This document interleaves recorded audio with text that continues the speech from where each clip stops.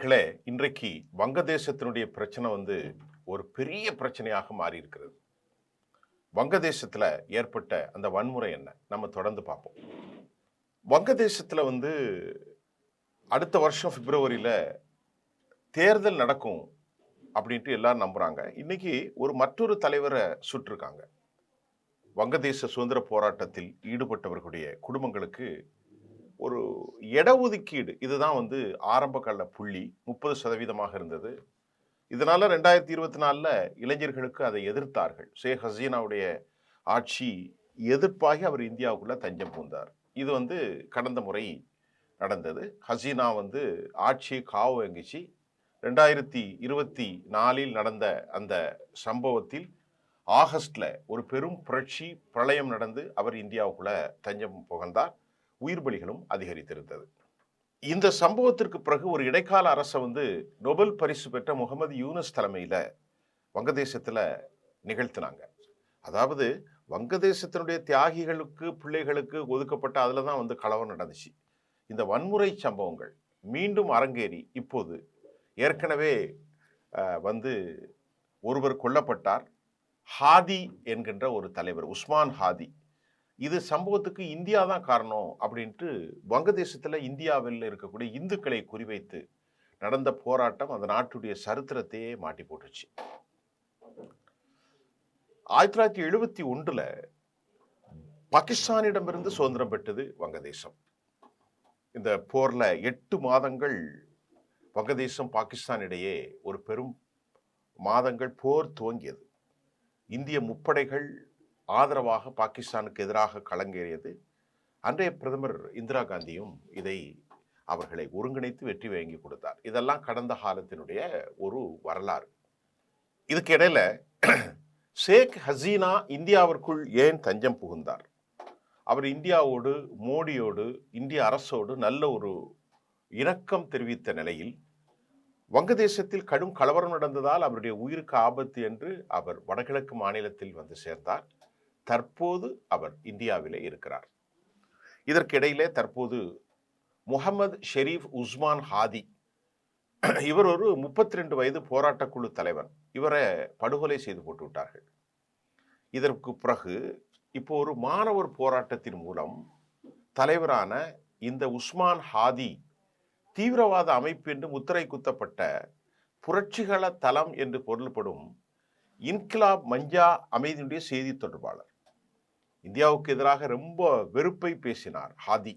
ஆகவே இந்தியாதான் ஹாதி வங்கதேசத்தின் இறையாண்மை காப்பதற்காக தன்னை அர்ப்பணித்துக் கொண்டதாக பிரச்சாரம் செய்தார். ஹாதியை இருசக்கரத்தில் வந்த அந்த நாட்டுடைய முஸ்லிம்கள் தான் கொலை செய்தார்கள்.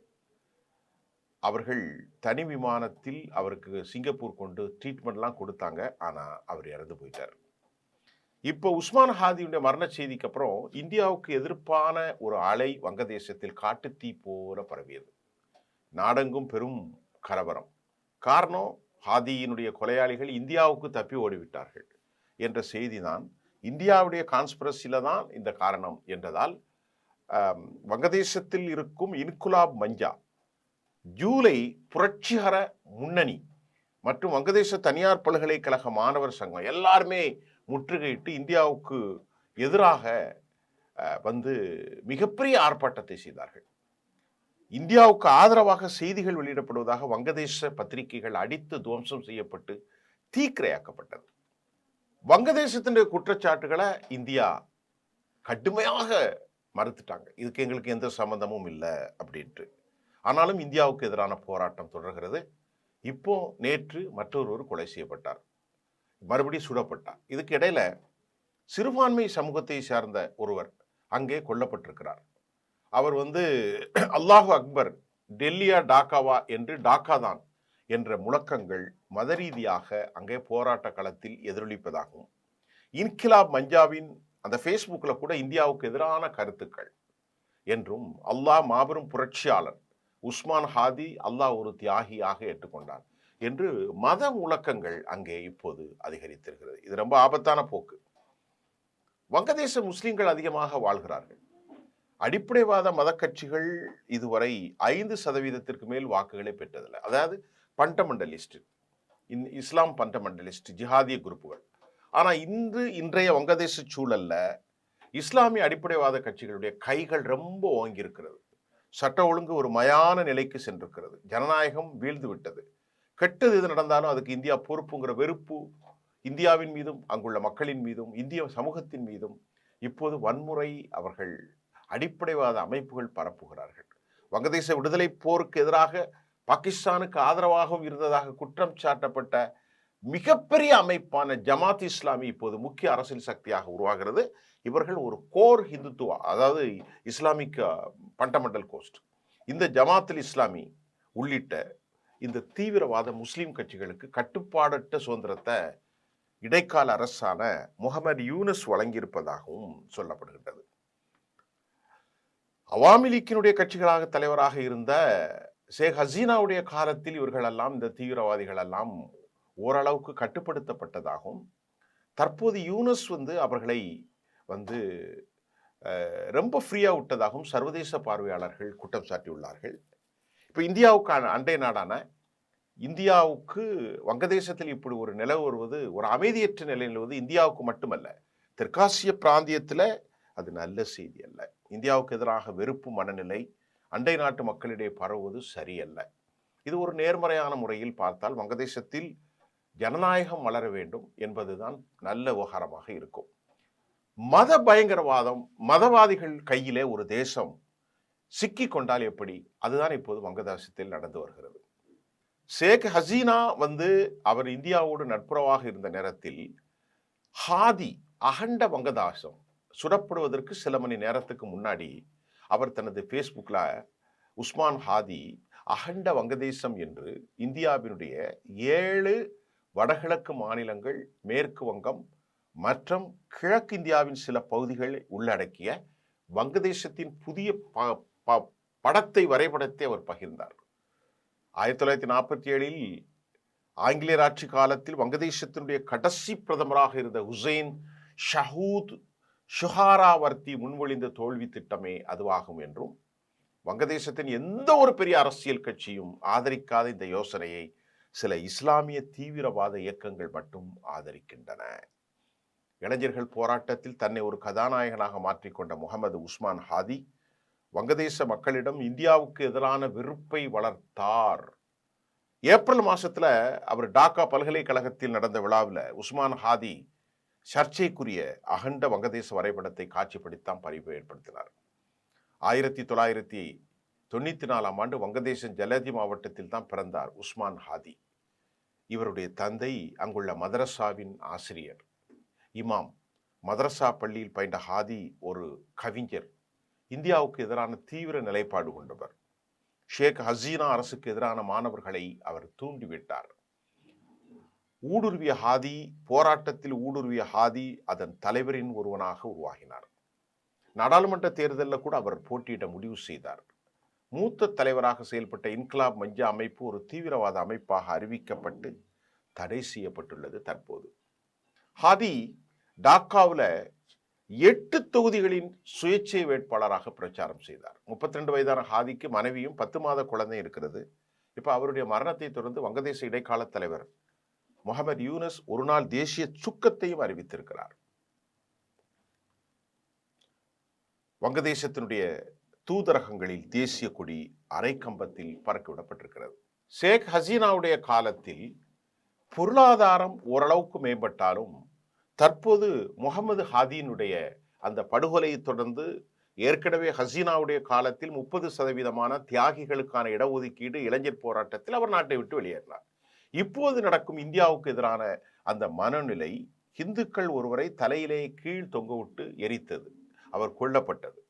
இப்போது அங்கு இருக்கிற கொதிநிலையில் வங்கதேசம் ஒரு சிறந்த ஒரு முதலீட்டு நாடாக உருவாகி வந்த நேரத்தில் அந்த பொருளாதாரத்தை உயர்த்துவதற்கு ஷேக் ஹசீனா முயன்றார் என்றும் சொல்லப்பட்டது.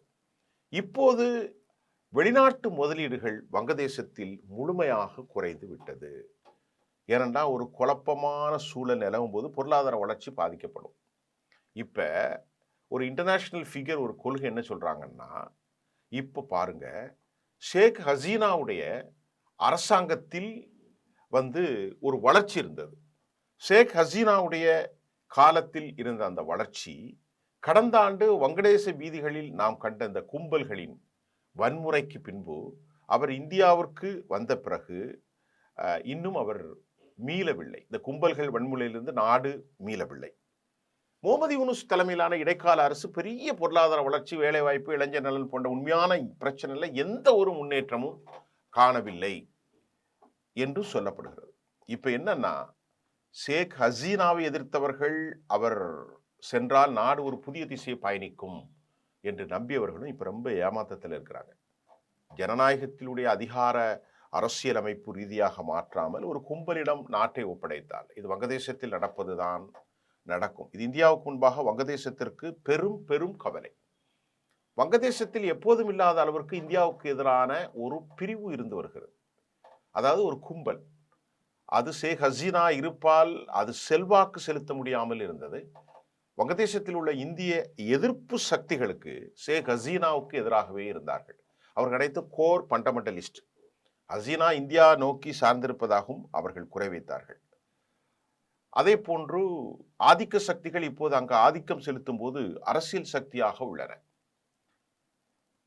அதே நேரம் வங்கதேசம் அடிப்படைவாதத்தை நோக்கி அழைத்து செல்லப்படுகிறது, அல்லது ஃபண்டமெண்டல் அடிப்படைவாதங்கள் அங்கு அதிகரிக்கின்றன. அங்கு அராஜகம் நிலவுகிறது. ஜனநாயக அமைப்புகள் சரிந்து விட்டதாகவும் இன்டர்நேஷனல் ஃபிகர்ஸ் தனது கருத்தை ஆழமாக பதிவு செய்கின்றார்கள். இதற்கிடையில வங்கதேசத்துல இந்த அடிப்படை மத குழுக்களுடைய ஆதிக்கத்திற்கான காரணத்தை முடிவுக்கு கொண்டு வர முடியுமா? பாயிண்ட் நம்பர் 1, வங்கதேசத்தில் இருக்கக்கூடிய முகமது யூனஸ் முழுமையாக இஸ்லாமிக் ஃபண்டமெண்டலிஸ்டுக்கு வாய்ப்பாக பயன் செய்கிறாரா? 2, வங்கதேசத்தினுடைய வளர்ச்சி, நாட்டினுடைய நிலை எப்படி இருக்கும்? பாயிண்ட் நம்பர் 3, இந்தியாவுக்கு எதிராக மனநிலை சாத்தியமா? இந்த மாதிரி ஒரு சூழ்நிலை உலக பார்வையாளர்கள் என்ன சொல்றாங்க? பக்கத்து நாட்டில் அமைதி இல்லாதது இந்தியாவுக்கு பெரிய சவால். ஆனால் வங்கதேசத்திற்கோ அவர்கள் இந்தியாவை சார்ந்து ஏராளமான முதலீடுகள் செய்திருப்பதும், பக்கத்தில் இருக்கக்கூடிய அந்த தேசத்தினுடைய வளர்ச்சி இந்தியாவுக்கு முக்கியமாகும். அந்த நாட்டில் இருக்கக்கூடிய வெறுப்பு இல்லாமை ஒரு அமைதி இந்தியாவிற்கும் வங்கதேசத்திற்கும் நன்மை பயக்கும் என்றும் சர்வதேச ஆளுமைகள் சொல்கிறார்கள். இந்தியாவுடைய உதவி இல்லாமல் அவர்களால் எதுவும் செய்ய முடியாது என்பதையும் நாம் பார்வையாக இருக்கிறது. இந்தியாவிற்கு எதிரான மனநிலையை அமெரிக்கா பின்னணியில் தூண்டிவிடுகிறதா என்று பார்க்க முடியும். உலகத்தின் இது போன்ற பல கும்பல்களை அமெரிக்கா கையால் எடுத்து அவர்களுக்கான பெரும் பண முதலீடு செய்திருக்கிறார்கள் என்றும் சொல்லப்படுகிறது. ஆப்கானுடைய போராட்டங்களும் பாகிஸ்தானுடைய போராட்டங்களும் இந்த மாதிரி மத்திய கிழக்கில் அமெரிக்காவினுடைய பல கையாள்கள் பங்களாதேசத்தில் அவர்களை உள்ளே கை எடுத்திருக்கிறார்கள், அவர்களை கட்டுப்படுத்துகிறார்கள் என்ற குறையும் இருக்கின்றது. இந்தியா பெரும் சவால்களை சந்தித்து வருகிறது இந்த பிரச்சனையில். 1971களுக்கு பிறகு ஒரு மாபெரும் தேசமாக உருவாக்குவதற்கு இந்தியா பெரும் பங்காற்றியது. ஆனால் இந்தியாவுக்கு எதிரான இறந்து போன ஷெரீப் ஹாதியினுடைய இந்த வெறுப்பு சொற்கள், இஸ்லாமிய அடிப்படை குழுக்களான ஜமாத்தில் இஸ்லாமி போன்ற அமைப்புகள் அரசோடு முகமுகமாக சமநிலை அந்தஸ்தை பகிர்ந்து கொள்வது அந்த நாட்டிற்கும் நல்லதல்ல, அது இந்தியாவிற்கும் நல்லதல்ல. ஷேக் ஹசீனா விரட்டப்பட்டார், அவருக்கு எதிராக தியாகிகளுக்கு 30% கொடுத்தாங்க அப்படின்னு தான் ஆரம்பத்தில் போராட்டம். அதில் நூற்றுக்கணக்கில் ஆயிரக்கணக்கில் மக்கள் இறந்தவனும் ஷேக் ஹசீனா உயிரை காப்பாற்றி கொள்ள இந்தியாவுக்கு வந்து இன்னைக்கும் இந்தியாவில் தான் இருக்கார். ஜெய்சங்கர் சொன்னார், ஒரு நாட்டுடைய தலைவி எங்கும் இருக்கலாம், அதை யாரும் கட்டுப்படுத்த முடியாதுன்னு சொல்லிட்டாங்க. ஆனால் இப்பொழுது நாட்டில் ஏற்பட்டுக்கிற அடிப்படைத்துவம், அந்த நாட்டில் ஜனநாயகம் திரும்புமா? அடுத்த கட்டத்தில் எந்த ஒரு வளர்ச்சியும் காணாத முகமது யூனஸ் ஒரு பேரலைஸ்டு சிக் யூனிட்டான ஒரு அரசாங்கத்தை நடத்துகிறார். இறுதியாக நாட்டில் அடிப்படைத்துவமான மத கோட்பாட்டு அமைப்புகளில் ஜமாத்துல் இஸ்லாமி போன்றவைகள் ஓங்கி வருவது உலக அளவிலே அந்த நாட்டை தனிமைப்படுத்தும், பெரும் பொருளாதார சிக்கலை ஏற்படுத்தும். அடுத்தடுத்த செய்தியில் உங்களை சந்திக்கிறேன். நன்றி.